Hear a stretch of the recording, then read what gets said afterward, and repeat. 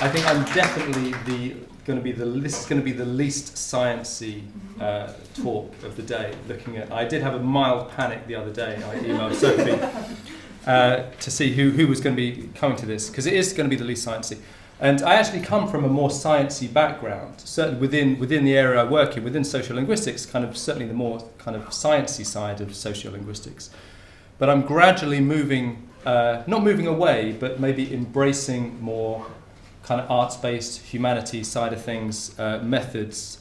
So we're very much a mixed methods kind of things going on, which I'll explain in a bit. I should also explain that I wasn't invited. Strictly speaking, I wasn't invited. It was my colleague, Erin, who was invited, Erin Carey. But we work together on everything, and because Erin has just had a baby, I'm here kind of representing the projects we work on.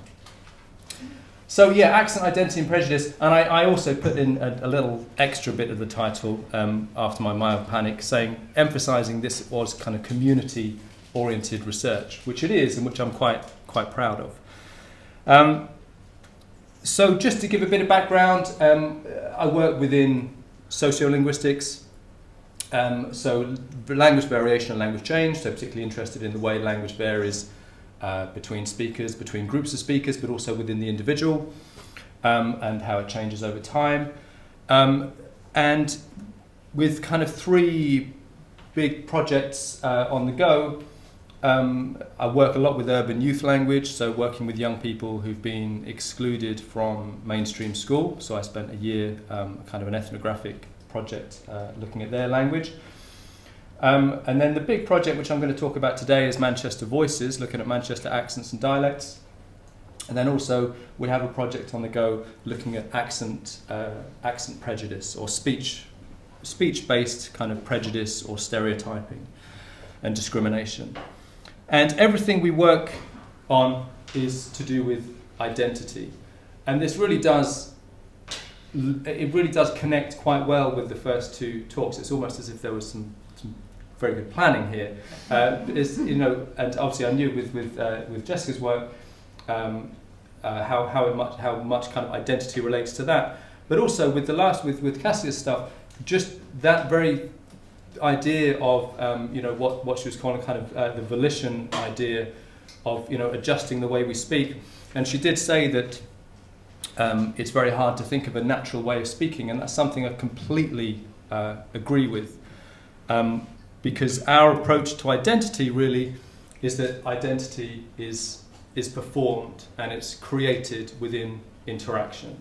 So rather, from a kind of traditional sociolinguistic idea of identity being something inside us that is then reflected through the way we speak, I think it's a much more sophisticated and sensible way of looking at it is that our identities are created in that speech, along with all other factors like the way we dress, the way we behave, how we have our hair, or if you have hair or piercings or tattoos or whatever you choose to kind of perform that identity. We're doing that with our voices as well, which of course is really interesting when you think of the kind of forensic applications, and then obviously as the science we were just talking about.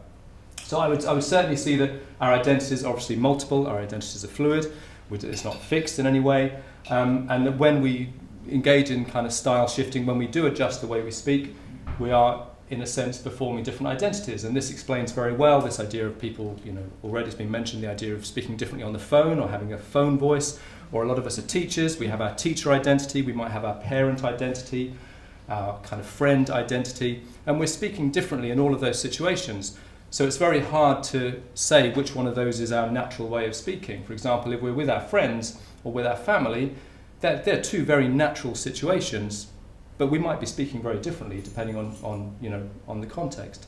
So I think that's very important to think about.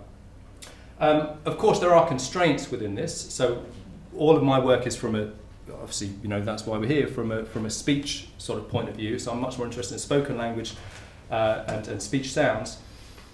But of course there are constraints. So within that idea of performing identity, if you grow up in, you grow up in Bolton and you acquire a Bolton phonology, the Bolton sound system, there are constraints. But within that you have a certain amount of freedom. You can either choose to sound very, very Bolton or just kind of vaguely northern, and you have that repertoire within you. And we see this certainly, I said I spent a lot of time working with young people because that's obviously a really crucial age, to look at in terms of identity performance, identity negotiation.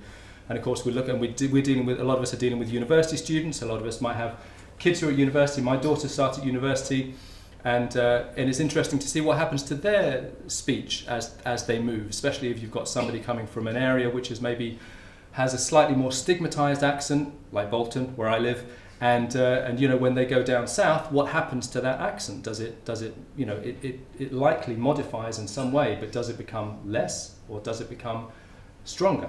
And I think there's an interesting insight into people's identities. So one of the projects I want to talk about today is this Manchester Voices project, which I work alongside Erin. And this is a big project looking at the accents, dialects and identities of people in Greater Manchester, funded by the AHRC. And to give you an idea of, you might not know about Greater Manchester, so this is Greater Manchester. So we're up there in the northwest. And this is Greater Manchester, so it comprises 10 boroughs. It's of interest because it came to an existence in 1974, so it's kind of an administrative group of places. Probably should be Lancashire. Well, Lancashire. See, that's it.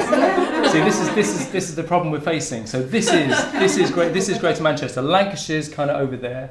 Yorkshire's over there. Cheshire's down there. But people in kind of Bolton, Wigan, Bury, especially, older people will strongly identify with Lancashire. That's fair. So it became so kind of created in 1974.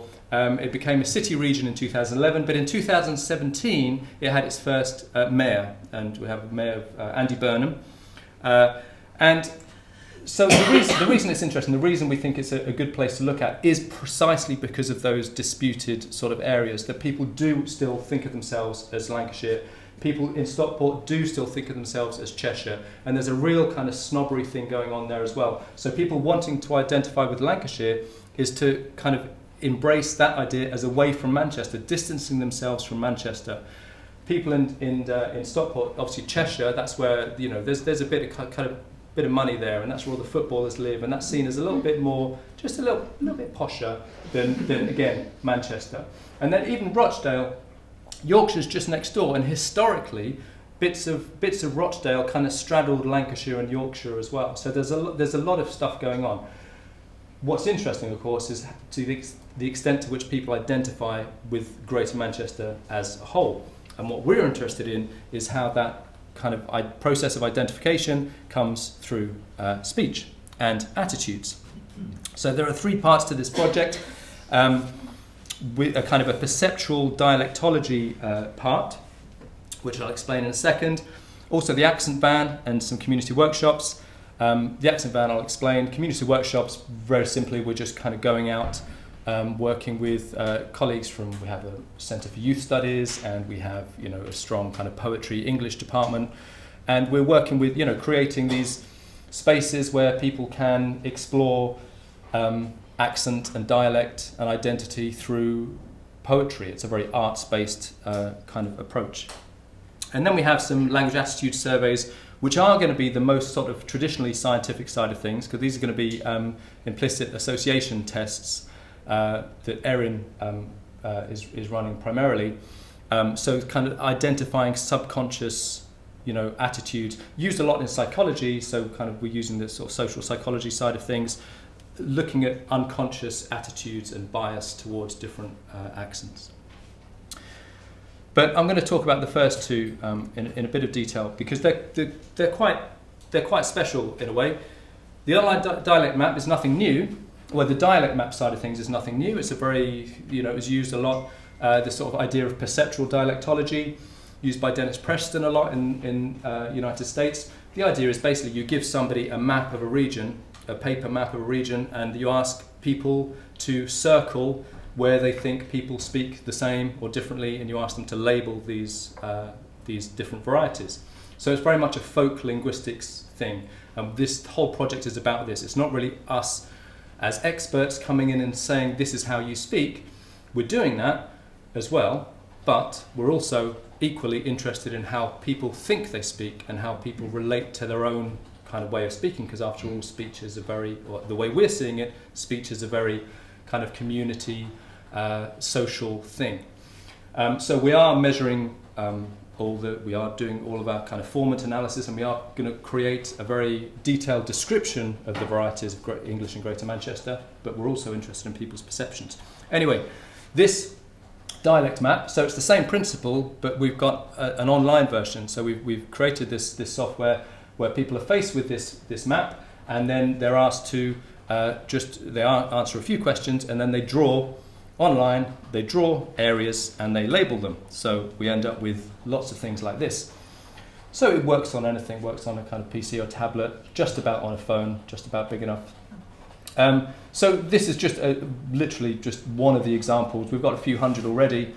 And so this is people describing these different areas. So we don't give them any clues as to how to describe it. We just want their own words, however, whatever they think. Some are very kind of objective and very literal. Some are a lot more sort of emotive. So we see here, there's some few kind of evaluative judgments, such as sort of posher and whatever. A few ideas about whether it was, people's ideas of how these accents came about. Traditional, influenced by Irish, and so on. There's another one there. Again, a bit more evaluative maybe. We've got farmers over at Rochdale and Oldham farmers.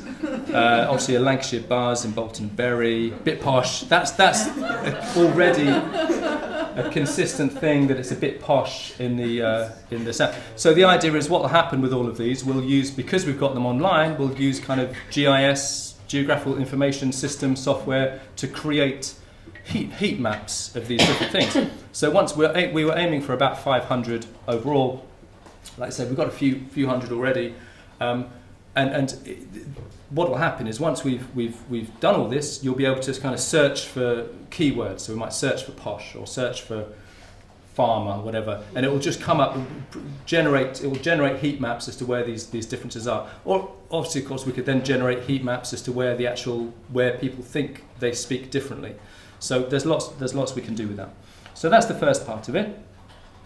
The next part of it is the accent van, which is great. This is really good, a fun part. And the idea is, because it's a very community-oriented project, so instead of getting people coming into the university in a sort of maybe a sterile environment, and we're just having like one-to-one interviews, we go out into the community.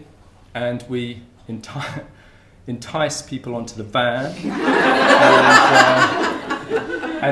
it's every time I describe this, it sounds worse than it is. But I mean, there is literally a box of sweets just out of shot, and so the ethics of this was really good. And because the idea is we're not in there, so we drive up, we get people in. And we close the curtains, close the door, and they can't get out. They have to knock to get out. Anyway, they're faced with a screen, and then a video camera, and a voice recorder, and the screen it's a touch screen. Touch the screen, and they'll be written, but also they will hear a question, and it's a question about the way they speak, about where they brought up. There were 10 questions. This was from a pilot study. The next version in the big study, the accent van, is going to go out in over the summer, so it's going to start in May. So this is from a pilot study, and we had 10 questions, asked them about the way they speak, where they grew up, attitudes towards they speak and towards how they speak, and so on. We had to choose the voice very carefully for the laptop, because we didn't want it to influence in any way. We didn't particularly want to use my voice. I come from Hertfordshire. Erin has a Scottish accent. Thought about using hers, but we wanted something, so we ended up using an American accent, which we then manipulated further so it was definitely human. I just made it a bit lower. It was a pretty generic sort of American accent voice, because we're not in there. So that, again, it's supposed to take, the idea is to take away any influence of individual interviewer sort of bias. And it's incredible the stories people tell. They really do feel, we had a lot of people really kind of opening up and telling us some really interesting things. So this is the idea of, this is how it works. I was just going to play you just a couple of quick videos just to see just some little key points that came out of this. This is actually Andy Burnham. It was very funny. So he's the mayor, but he wasn't the mayor at this point. He was an MP. He was an MP for Wigan, which is in Greater Manchester, and we literally just bumped into him. We pulled up in the van outside Wigan Library, and it's the town hall as well. And there was something going on. And I'm sure that's Andy Burnham, and this is when he was campaigning to be mayor. And so we just went over and asked him if he'd join in, and he was brilliant. I've got to say, he was he's been a good supporter of the project ever since. And he was great. Anyway, he said something interesting, because Andy Burnham's interesting because he represented Wigan as an MP in Greater Manchester, or Lee, but in Greater Manchester. He was trying to become elected as the mayor of Greater Manchester, but he's actually from Liverpool, and Liverpool and Manchester, they don't always kind of get on as cities. But anyway, he said something quite interesting about his identity. Get criticised by people in the media at times who claim I sometimes put on a northern accent, or if I'm in Liverpool, play up the Scouse, turn down the Manchester, or in Manchester do the opposite, play up the Manchester side of my accent. The truth is I've just got, as I say, a generic northern accent, and I wouldn't want to change it. It's who I am, and I think if you start changing the way you speak, I think you quickly get into difficulties. It sounds like you're trying to pretend to be somebody you're not. And in my profession, a politician, that's not a great thing to do. Okay, but then we have just a couple of other little ones. She was just fantastic, from Rochdale, and she kind of summed up pretty much what we were trying to find out. I love the way I speak, and I don't think I'd change it for anybody. You could put me in the poshest estate going, and I don't think you'd ever change the accent. And I wouldn't want to change it neither, because I wouldn't want to change where I'm from or who I am. Okay, and just one more, because this mother and son from Bolton, and the boy especially, says something very important.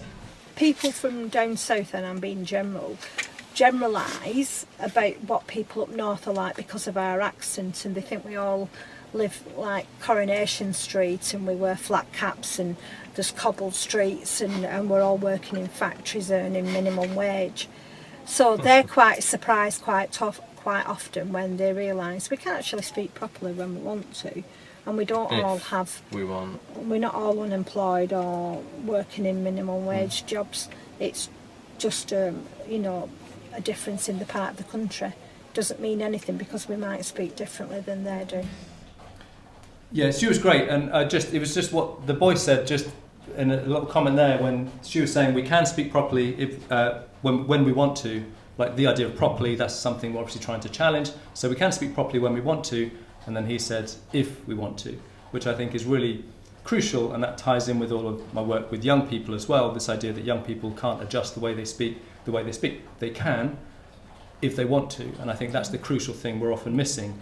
I work with young people on the very kind of fringes of society, and all of the ones I've spoken to are able to adjust their language to be more standard, so-called standard, when the context demands it, if they A, recognise it needs to be done, and B, they want to, which is kind of crucial.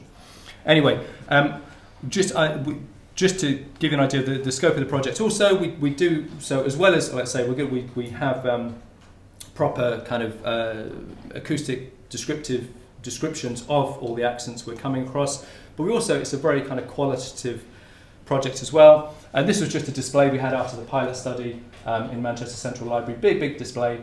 But it had just a lot of the comments that people had made, and we'd themed them according to kind of particular themes, but just gives you an idea. Obviously the idea of sounding normal. This I quite like this one, not quite Yorkshire Oldham, but not as posh as Stockport. The idea that we've got a Rochdalian accent there. People recognise the importance of some kind of heritage. This is the way they speak, and that's part of who I am and where I come from. Again, this is very much tied to this old idea of a kind of a Lancashire identity. We're not part of Manchester. It's the way I speak is, invoking this idea of a Lancashire way of life, pride, and then of course, proud to be a Wiganer. So all of this kind of part of the research ties in to the other area we work in a lot, which is attitudes towards accents and speech and prejudice. You don't have to go far to find lots of examples of prejudice against the way people speak. These are all to do with regional varieties. There's lots of other, there's lots of other prejudices around about people's speech, but this is particularly on regional stuff. These are just headlines. We've done a lot of work, say, with Angela Rayner. She's a stranger. You see, she's the MP for Ashton in Greater Manchester, and she speaks like somebody from Ashton. She's actually from Stockport nearby. But of course, she always gets criticised due to the way she speaks. She's Shadow Education Secretary. She was.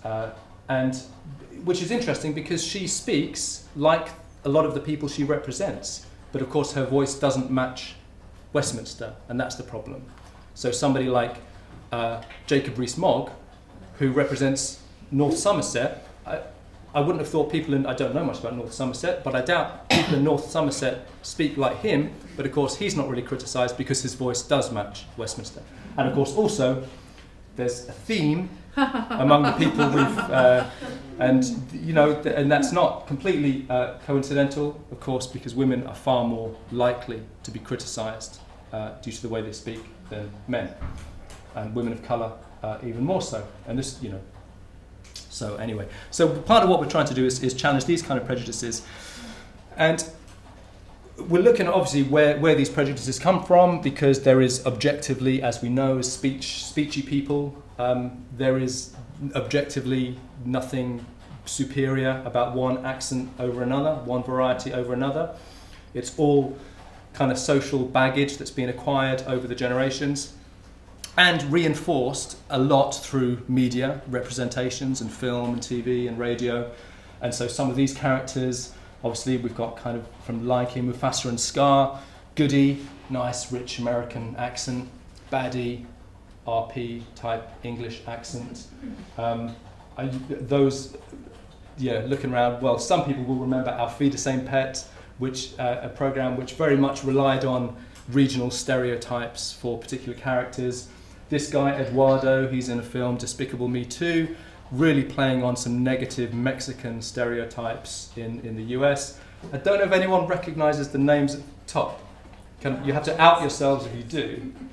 The Archers, right. So in another part of my life, I work with, there's a group, the Academic Archers, and there's a whole academic conference around, if you don't know this, you should, around the Archers, which is a radio serial drama on Radio 4.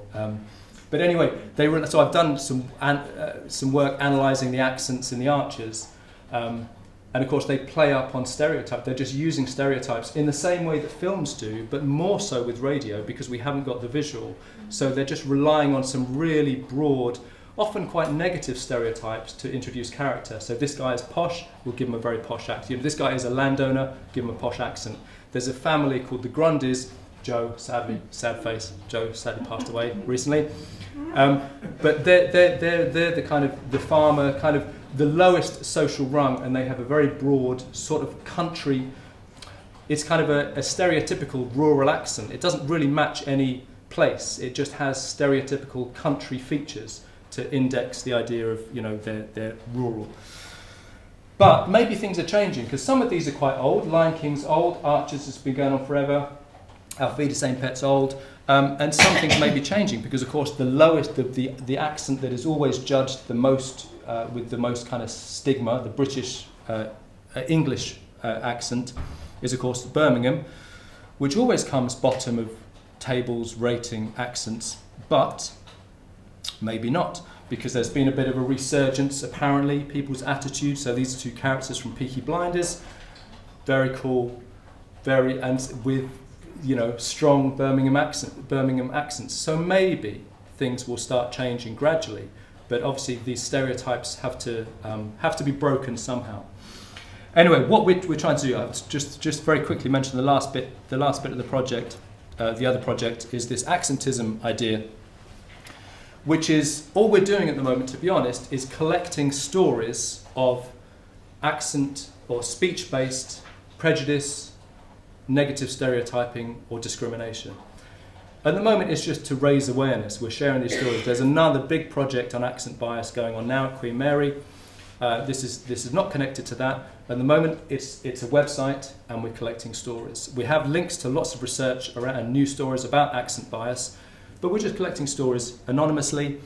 For example, there's a couple there. So mine started a long time ago when I started at Oxford in the late 80s. Someone told me, you can't possibly be studying English at Oxford with an accent like that.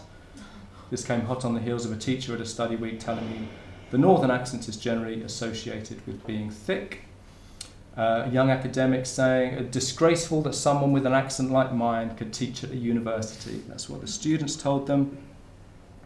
And so we have lots of these stories. Lots from education, to be fair, lots from academia, from both sides, from students and from academics. Anyway, lots of stories, and some of them relatively harmless, some of them really quite powerful and quite damaging. Because of course the reason this is important is the fundamental sort of fact that when we're criticising the language of others, it's almost always, I would actually say it's always, and it's always about something more than language. It's always, whether this is to do with speech, sounds, or in terms of accent, or whether it's to do with, grammar. I have strong feelings about pedantry, but that's for another talk. But it's always about more than that. It's always about saying, just I'm that little bit better than you, or it's just a way of using criticism of the voice as a kind of a proxy for other things, whether it's social class, whether it's gender, whether it's sexuality, whether it's ethnicity. And I think that's an important thing to remember. And that's all I'd like to say.